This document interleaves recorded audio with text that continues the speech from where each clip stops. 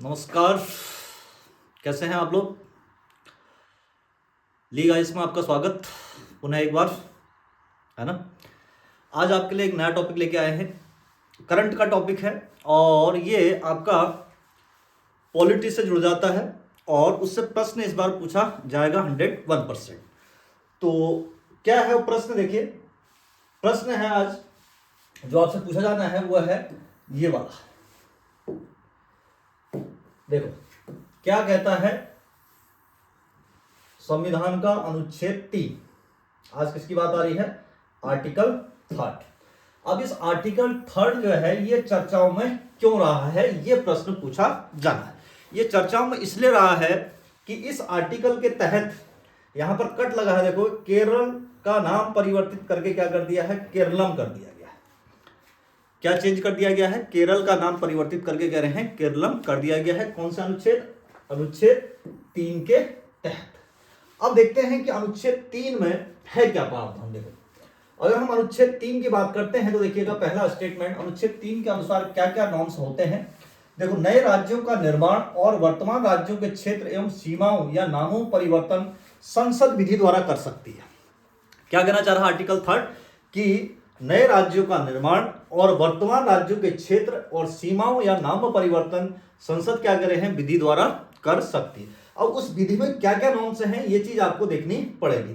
तो यहां ध्यान रखिएगा, पहला नॉर्म्स क्या है, क्या हो सकता है इसमें। देखो, किसी राज्य में उसका राज्य क्षेत्र, किसी राज्य में उसका राज्य क्षेत्र अलग करके अथवा या 2 से अधिक राज्यों को या राज्यों के भागों को मिलाकर अथवा किसी राज्य क्षेत्र को किसी राज्य के भाग के साथ मिलाकर नए राज्य का निर्माण कर सकेगी। कौन से? आर्टिकल 3 के तहत पहला प्रावधान। दूसरा, इसमें क्या है कि किसी राज्य क्षेत्र को बढ़ा सकती है। तीसरा होता है किसी राज्य क्षेत्र को घटा भी सकती है। फिर होता है अगला, किसी राज्य क्षेत्र की सीमाओं में परिवर्तन कर सकेगी और किसी राज्य के नाम में परिवर्तन भी कर सकेगी। यह अधिकार किसको है? संसद को है, पार्लियामेंट को। और कौन से आर्टिकल के तहत? आर्टिकल 3 के तहत। अब इसीलिए देखिएगा भारत के संविधान में जो विशेषता आती है वो क्या है? अविभाजित राज्यों का क्या होगा? संघ होगा। इसका मतलब होता है कि राज्यों को संघ से अलग होने का अधिकार नहीं है। तो राज्य अपने मन से कुछ नहीं कर सकते हैं, लेकिन संसद क्या कर सकती है? इन राज्यों के क्षेत्रों को विभाजित कर सकती है। यानी इनके क्षेत्रों को कम भी कर सकती है, इनके क्षेत्रों को 2-3 राज्यों को मिला के एक बड़ा राज्य भी बना सकती है और उनका नाम भी परिवर्तित कर सकती है। कौन? भारतीय संविधान की यह विशेषता है। तो क्या करें? अविभाजित राज्यों का क्या होगा? ये संघ होगा। इस चीज को समझ गए। और दूसरा, अमेरिका का कॉन्स्टिट्यूशन क्या है कि वहां अविभाजित राज्यों का संघ नहीं है। वहां अगर राज्यों के नाम में या सीमाओं में परिवर्तन करना है तो वहां के राज्यों से पूछना पड़ता है और उनकी सहमति भी क्या होती है? आवश्यक होती है। अब इसी में देखिएगा अगला नॉर्म्स क्या होता है। देखो, अनुच्छेद 3 में आगे प्रावधान है कि इस उद्देश्य से कोई भी विधेयक संसद के किसी भी सदन में राष्ट्रपति की बिना प्रस्तुति से नहीं। इसका मतलब होता है कि बिना राष्ट्रपति के अनुमति से ऐसा कोई भी विधेयक संसद में नहीं लाया जा सकता। यानी पूर्व शर्त है कि आपको क्या होगा? राष्ट्रपति से इसकी क्या लेनी पड़ेगी? परमिशन लेनी होती है, अनुमति लेनी पड़ती है। और यदि विधेयक में निहित प्रस्ताव किसी राज्य क्षेत्र, सीमा या नाम को प्रभावित करता है तो राष्ट्रपति द्वारा विधेयक को उस राज्य के विधानमंडल को निर्दिष्ट अवधि के भीतर राष्ट्रपति द्वारा अनुमत अतिरिक्त अवधि के भीतर उस पर अपनी राय व्यक्त करने के लिए संदर्भित किया जाना चाहिए। इस प्रकार निर्दिष्ट या अनुमत अवधि समाप्त हो जानी चाहिए। इसका मतलब क्या है?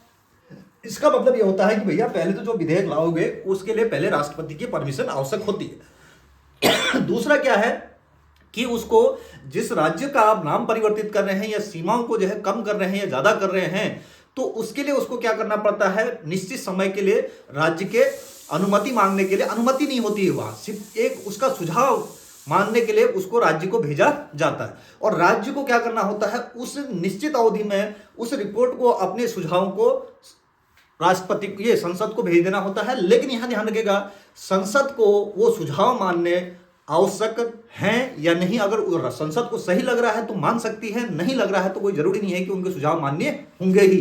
अब ये जो होता है, अब उसके बाद ये क्या होता है? साधारण बहुमत।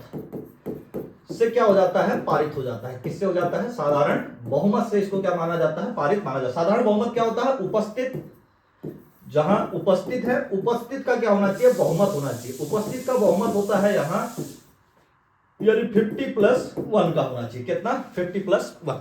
तो साधारण से क्या हो जाता है, पास। इसका मतलब हुआ कि ये जो राज्यों के नाम में परिवर्तन हो रहे हैं या क्षेत्रफल घटाया जा रहा है, बढ़ाया जा रहा है, तो ये जो 368 आर्टिकल 368 में संविधान संशोधन नहीं माना जाता है। क्या, संविधान संशोधन नहीं, तो इसके लिए कोई संविधान संशोधन की आवश्यकता नहीं होती है। तो ये किससे हो जाता है, आपका साधारण बहुमत से ही हो जाता है। आशा करता हूं कि टॉपिक आपके समझ में आया होगा और ऐसे ही नए नए टॉपिक हम आपके सामने लाते रहेंगे। करंट की सीरीज चल रही है, जो तुरंत जो है ज्वलंत मुद्दा है वो आपके सामने प्रस्तुत कर दिया है। अब कल की क्लास में आपका एक जो टॉपिक रहा है उसको हम रिपोर्ट वाली टॉपिक कल की क्लास में करेंगे। लाइक करें, शेयर करें, सब्सक्राइब करें। इसको आप रोक दे रहे हैं, लाइक शेयर और सब्सक्राइब। आप चीजें तो ले रहे हैं लेकिन शेयर नहीं कर रहे हैं वीडियो को। थोड़ा सा उससे क्या हो जाती है, उदासीनता बढ़ जाती है। तो इसको क्या करें, शेयर भी करिए ज्यादा से ज्यादा, ताकि इसका फायदा आपको मिले। धन्यवाद, कल मिलते हैं नेक्स्ट वीडियो।